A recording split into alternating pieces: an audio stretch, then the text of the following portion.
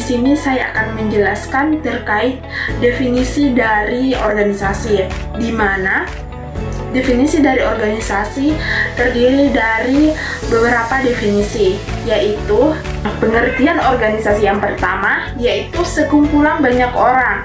Artinya, organisasi adalah sekumpulan orang-orang yang bekerja sama untuk mencapai tujuan bersama. Nah, organisasi terdiri dari 2 orang atau lebih yang berinteraksi dan berkoordinasi untuk menyelesaikan tugas-tugasnya. Nah, kemudian pengertian organisasi yang kedua. Di sini organisasi diartikan sebagai seperangkat hubungan sosial yang terstruktur dan diatur oleh aturan, prosedur, dan kebijakan yang disepakati secara bersama. Organisasi memiliki hierarki, pembagian tugas, dan koordinasi antara anggotanya.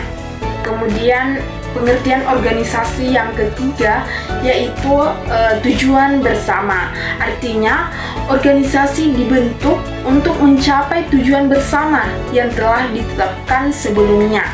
Anggota organisasi bekerja sama dalam suatu ruang atau lingkungan yang sama untuk mewujudkan tujuan secara bersama. Pengertian organisasi yang terakhir yaitu tujuan yang sama atau keyakinan yang sama. Di sini, organisasi dibentuk berdasarkan tujuan yang sama di antara anggotanya, bukan hanya pemahaman atau keyakinan yang sama. Meskipun pemahaman dan keyakinan yang sama dapat membantu organisasi berjalan lebih efektif, yang terpenting adalah adanya tujuan bersama yang ingin dicapai.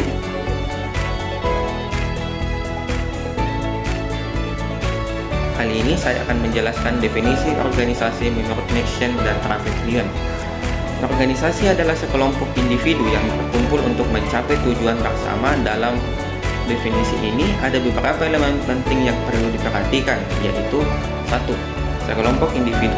Organisasi terdiri dari 2 atau lebih orang yang bekerja sama untuk mencapai tujuan tertentu. Individu-individu ini memiliki peran, tanggung jawab, dan kontribusi masing-masing dalam sebuah organisasi. Yang kedua, berkumpul. Individu-individu dalam organisasi berkumpul dan berinteraksi satu sama lain. Mereka membentuk suatu pola hubungan yang memungkinkan mereka untuk berkoordinasi dan bekerja sama satu sama lain. Yang ketiga, tujuan bersama. Organisasi didirikan dengan tujuan yang ingin dicapai secara kolektif. Tujuan ini dapat berupa menghasilkan produk atau jasa, memberikan layanan, atau mencapai misi tertentu. Semua anggota organisasi bekerja sama untuk mewujudkan tujuan bersama tersebut. Dengan demikian, sebuah organisasi dapat dipahami sebagai suatu sistem yang terdiri dari sekelompok individu dan terkoordinasi untuk mencapai tujuan bersama yang telah ditetapkan. Organisasi dapat berbentuk sebuah perusahaan, lembaga pemerintah, organisasi nirlaba, atau bentuk-bentuk kerjasama lainnya yang melibatkan sekelompok orang untuk mencapai tujuan yang sama.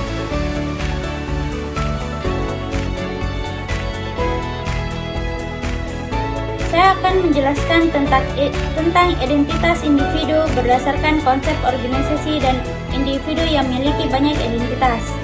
Organisasi atau individu. Dalam konteks ini, kita dapat memandang individu sebagai sebuah organisasi kecil sama halnya dengan organisasi. Individu juga terdiri dari berbagai komponen yang saling terkait dan bekerja sama untuk mencapai tujuan tertentu. Komponen-komponen tersebut antara lain: 1.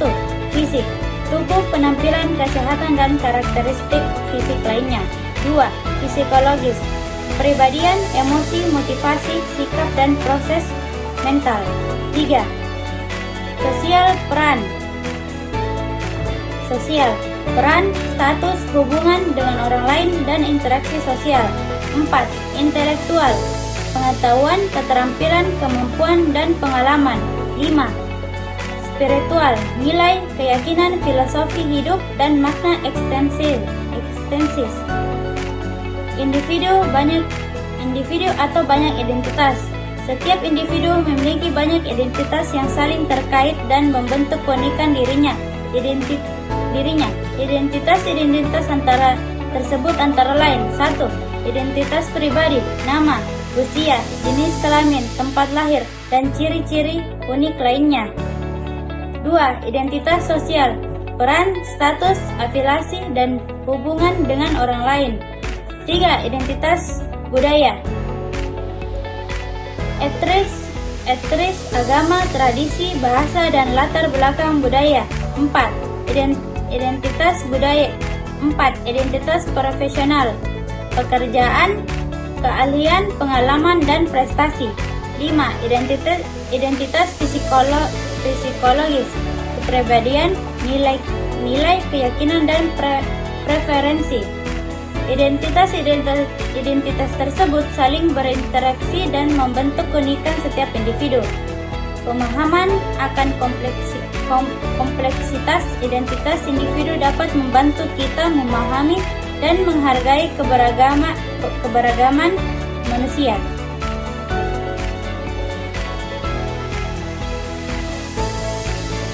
Di sini saya akan menjelaskan materi tentang perilaku organisasi.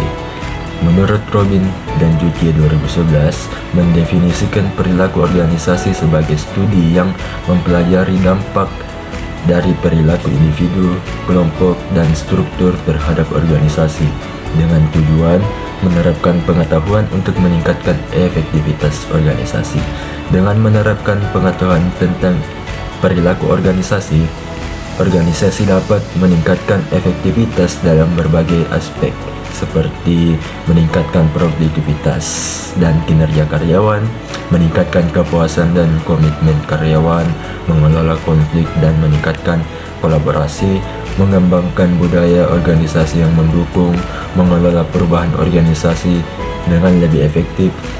Dengan demikian, perilaku organisasi menjadi disiplin ilmu yang penting bagi organisasi dalam mencapai tujuan dan meningkatkan efektivitas secara keseluruhan.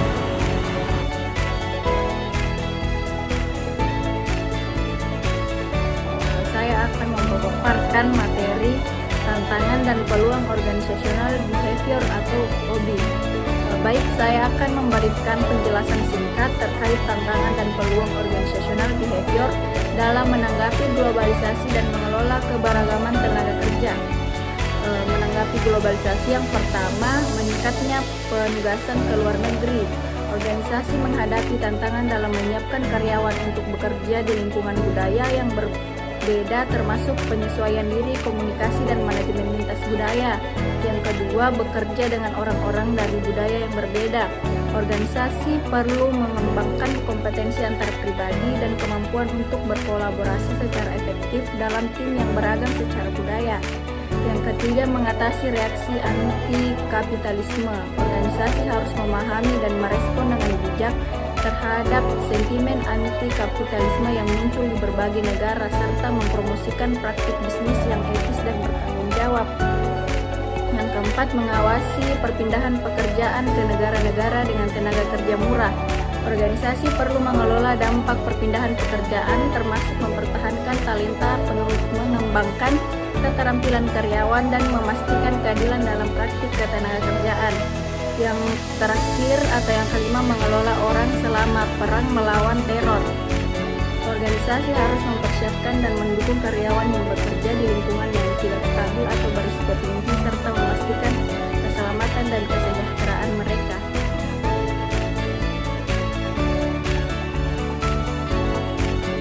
Saya akan menjelaskan tentang mengelola keberagaman tenaga kerja. Yang pertama itu merangkul keberagaman. Yang organisasi perlu menciptakan lingkungan yang inklusif dan menghargai perbedaan, serta mengembangkan praktik sumber daya manusia yang mendukung keberagaman. Yang kedua, mengubah demografi Indonesia. Organisasi harus memahami dan merespon perubahan demografi seperti peningkatan jumlah tenaga kerja muda, wanita, dan kelompok minoritas, serta menyesuaikan praktik manajemen sesuai dengan kebutuhan mereka. Yang ketiga, implikasi bagi manajer. Manajer perlu mengembangkan keterampilan kepemimpinan dan manajemen yang efektif dalam mengelola tim yang beragam, termasuk memahami perbedaan budaya, gaya, komunikasi, dan preferensi kerja. Dan yang terakhir, mengenali dan merespon perbedaan. Organisasi harus mengidentifikasi dan menghargai perbedaan individu, serta mengembangkan strategi untuk memanfaatkan keberagaman sebagai sumber daya yang berharga. Dengan memahami dan merespon tantangan serta memanfaatkan peluang yang ada, organisasi dapat meningkatkan efektivitas, inovasi, dan daya saing dalam lingkungan global yang semakin kompleks.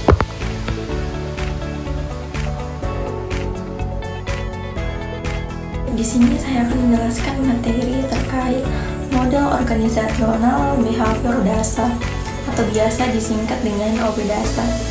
Nah, adapun tahap pertama dalam model OB dasar yaitu sebuah abstrak dalam realitas. Nah, model OB adalah representasi sederhana dari fenomena yang kompleks dalam dunia nyata. Selanjutnya, model membantu kita memahami, memprediksi, dan mengendalikan perilaku dalam organisasi. Yang kedua, ada representasi sederhana dari beberapa fenomena dunia nyata. Yang pertama, ada model OB mencoba menangkap elemen-elemen kunci dari realitas organisasi. Selanjutnya, model menyederhanakan kompleksitas dunia nyata agar lebih mudah dipahami dan dianalisis. Dan yang ketiga, tingkat individu atau tingkat kelompok. Tingkat sistem organisasi yang pertama ada model OB dasar biasanya dimulai dengan memahami perilaku individu, kemudian model memperluas analisis ke tingkat kelompok dan interaksi antar individu. Dan yang terakhir ada model mempertimbangkan sistem organisasi secara keseluruhan termasuk struktur, budaya, dan proses. Adapun tahap pertama tingkat individu, nah pada tahap ini model OB berfokus pada faktor-faktor yang mempengaruhi perilaku individu dalam organisasi seperti persepsi, pembelajaran, kepribadian, sikap, motivasi, serta pengambilan keputusan.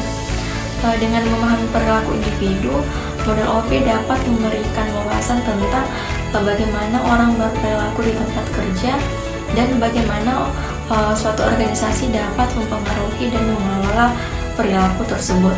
Tahap selanjutnya dari model OB akan memperluas analisis ke tingkat kelompok dan sistem organisasi secara keseluruhan. Nah, mungkin hanya itu yang bisa saya sampaikan.